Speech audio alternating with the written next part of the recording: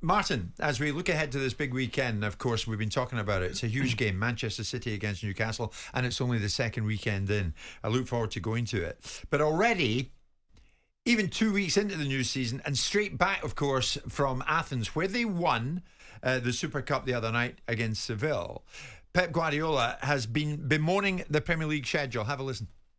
Recover, not one drop of alcohol today. Recover as much as possible because, again, from Greece, thank you so much for the Premier League to let us play on Saturday and not on Sunday or Monday. Thank you so much. So he's having a bit of a swipe at them there, a bit sarky there from Pep. But then to the written media, he's saying it sucks. This is on Kevin De Bruyne. Of course, he's lost him. He's a very, very special player to Manchester City. And he says he has a distinct talent, his connections with Haaland. But it is what it is. My first pre-season, I had 25 days to prepare for the first official match against Skonto Riga to qualify for the Champions League that we eventually won. Now they give you 5 days. And look at how many ACLs injuries that we have. Now, he then goes further, Martin, and this is where it gets into your territory, and I'm sure you'll want to contribute here. He says, you go to Asia, to the United States, really tough matches, derbies, big games. People fall, they keep falling because the show must go on. If Courtois isn't there, and of course he's out injured, someone else will be there, right? If Militao isn't there, he's now out injured, someone else will be there. If Kevin De Bruyne isn't there, someone else will be. This is a lost battle unless the players themselves stand up for themselves and they say, we're not playing. So he says it's a lost battle, Martin. Nothing UEFA or FIFA will do. He says he's crying out for them to get involved. Does he more than ever have a point? Or should observers just be saying, Pep, get on with it? Jim, this is one of the greatest managers we've ever seen in our game. And obviously, tactically, quite brilliant, a real thinker of football. He feels that these wonderful players have been lost to our game because of the workload. We have to listen. We have to listen. Look, this is not a Punch and Judy show that we run here and this topic comes up so that me and Simon can throw punches at one another. That's the way you do it. Because to be fair, I'd probably put him to the ground if I did that. But look, I'm not gonna throw punches. Maybe verbal punches. You just love that. Watching live on YouTube and Facebook. And then we'll see who the real boxer is. Punch, Judy. Jim, De Bruyne is going to be denied. We're denied the view of watching De Bruyne this season. Sorry, Punch. He's out again. He's down to the workload. Yeah. He's going to have a lengthy break. No, true. But okay, I look at that and I think, well, okay, the other night's Super Cup, he made one change in the game. I think it was the last 5 minutes. So whether he was using it now, the Super Cup almost as pre-season, that's kind of looked like that to me. And burning conditions, wasn't it? Really hot game affair. And you look at his bench, and he was very much looking to the weekend. And he might have thought he could have had a Sunday game. If he's playing the Super Cup, he's representing the Premier League. I don't understand why it was the Premier League didn't want to then give him a little bit extra time for the match. But Martin, the more games you play, the more successful you are, the more games you play. Yeah, 100%, and that's the issue. And the more money you make, the more money you make. But we've said it many times before, haven't we, about the number of hours between fixtures. This is probably borderline. Then, the stage of the season. And Jim, he's let Gundogan go, he's let Mahrez go, all players he wants to let them go and fulfil, and one at the end of his contract, another one coming in for lots of money. So I think it needs to be looked at, and the players, he wants them to stand up for themselves. He's doing the talking for the players. Players have tried to do that within his club. And let's hope in the future then things change slightly. But these games are very lucrative in pre-seasons. I'm looking at Manchester United, Arsenal, I think we're making sort of 17, 18 million pounds from a pre-season trip. It's quite remarkable. So the club doesn't want to turn that down. But at the same time, the manager then has to protect the players from the heavy workload. And the other night, Pep wasn't able to do that, or felt he couldn't do that because of the early onset of the game. To be fair, Simon, the calls about this are growing. You hear from Guardiola on it. We heard from Varane. We heard from Roger. Listen, I mean, I find it a bit disconcerting that the only time Martin wants to have any sort of physical altercation with me was when I'm recovering from a serious illness. I think that's slightly disadvantageous. Did you notice that? I never mentioned it before. I was joking. Waiting for me to be ill, and now he threatens to beat me up. You can be sure I was joking. Hit a man when he's down, would you? Absolutely. You'd hit him when he's down. But the point is that I didn't hit him. There is a trade-off, and I understand the argument, because no one's suggesting that the players shouldn't have a view and a balancing conversation about how we can find a solution, but not one single person is coming up with that solution. The only solution is step down the amount of games. Now, the consequence for stepping down the amount of games is that there is an economic blowback. And if everybody's happy to have that economic blowback and prices it into their thinking, then maybe the argument can rage even more significantly. But they're not. It's a one-way transaction. All the upside, we'll take all the upside, but when it comes to the fact that there is a consequence to the upside, that conversation doesn't want to be heard. And there is a battle going on in football. And the reasons why this is becoming louder and more vociferous, and what's interesting about the referees and their desire to push back on the time wasting, is because there's a battle going on about who runs football.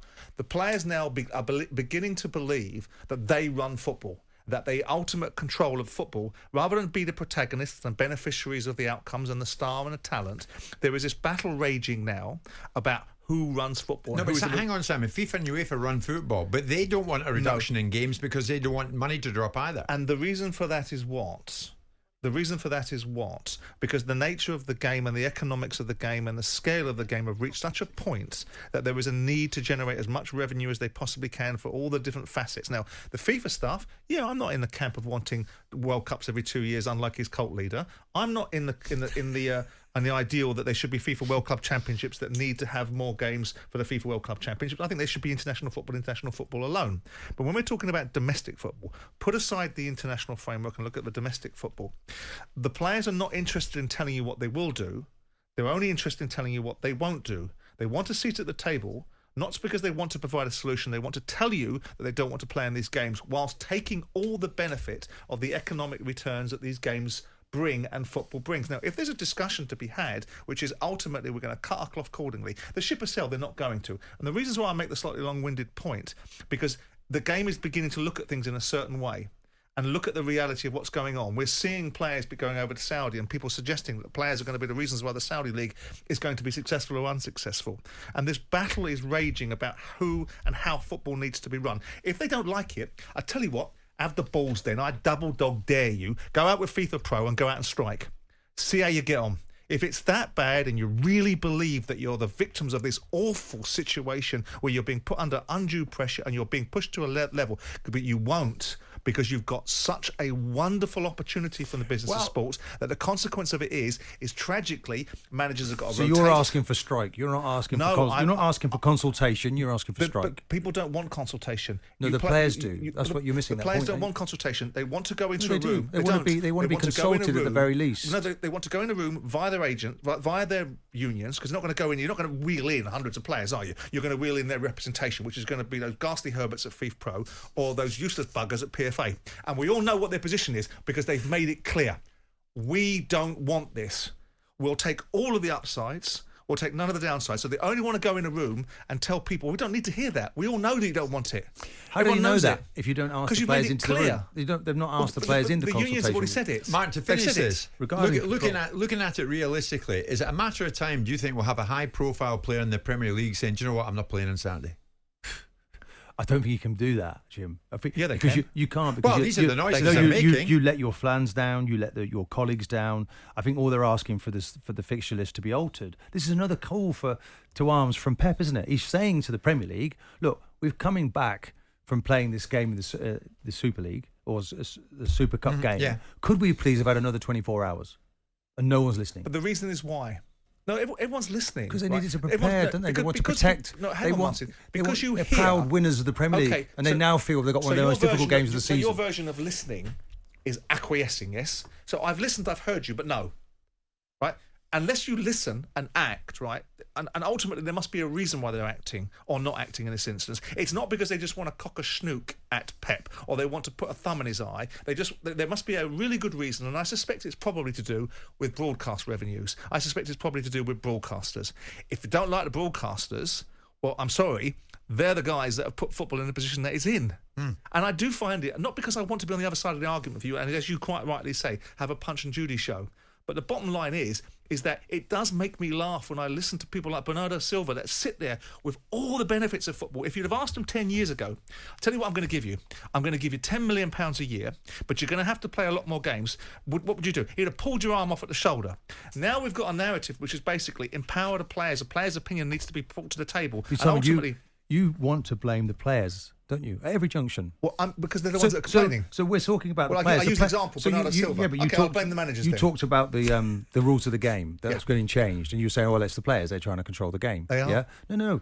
They only play within confines of the rules of the game. Martin's at 8 o'clock kick-off time on tomorrow night for Manchester City, Newcastle. They played on Wednesday night. Presumably they flew back straight after the game from Athens. What would they do Thursday? Probably rest up. They wouldn't have a full training session. Probably a decent session today, and then conceivably be ready for tomorrow night. They won't be doing anything today other than stretch because the body doesn't allow that, Jim. But by and large, would you be ready for 8 o'clock tomorrow night? I would night? think that Newcastle are quite happy the fact that Man City would City be ready? The other side of Europe. Would City be ready? City would just about be ready, but it's not ideal. It's not ideal because so many of the players had to play a full 90 minutes, Jim. Grealish and players were out on their feet. It was over 40 degrees in the game. So it wasn't an ideal preparation going into this weekend. Stop rolling around, increasing the length of games then. You brought that upon yourselves. And then you're whining about it. Yeah, but that will adjust and that will settle down. Jim White and Simon Jordan. Monday to Friday mornings from 10 on AM, on DAB, via the talkSPORT app and on your smart speaker. talkSPORT.